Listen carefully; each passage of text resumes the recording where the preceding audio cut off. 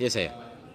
Terdengarlah ada beberapa cadangan belas pihak sana yang seperti mencabar ataupun nak memberi kata nak bina lagi bertekan mengenai perubahan kuil haram lebih dia lagi besar cadangan kuil lagi besar dan hebat.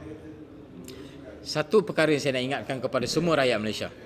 Yang pertama, jangan termakan dengan provokasi pihak-pihak yang tidak bertanggungjawab ini.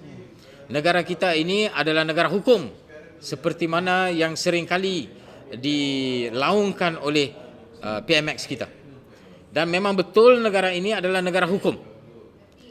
Kalau nak buat sebarang rumah anutan yang ada dekat Malaysia ini, dia ada garis panduan yang telah dikeluarkan oleh PBT, termasuk ketinggian dan sebagainya. Dia bukannya you boleh buat ikut suka you. Hatta kalau kita ada rumah kita sendiri pun, bila kita nak renovate rumah kita sendiri pun, kita mesti kena mendapatkan kelulusan. Bukannya walaupun tanah itu kita punya, rumah itu kita punya, kita tak boleh bina ikut suka-suka kita, sebab dia ada kaitan dengan keselamatan, dia ada kaitan dengan jiran dan sebagainya.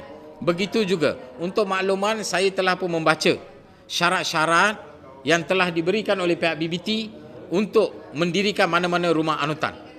Oleh itu, dakwaan sesetengah pihak pada pandangan saya, bukanlah mereka mungkin nak membina, tetapi mereka hanya memprovok kita supaya kita mungkin ikut gendang mereka.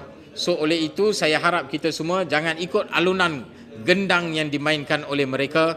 Negara kita ada hukum. Kalau mereka bina tanpa mengikut hukum tersebut, kita akan lawan mereka.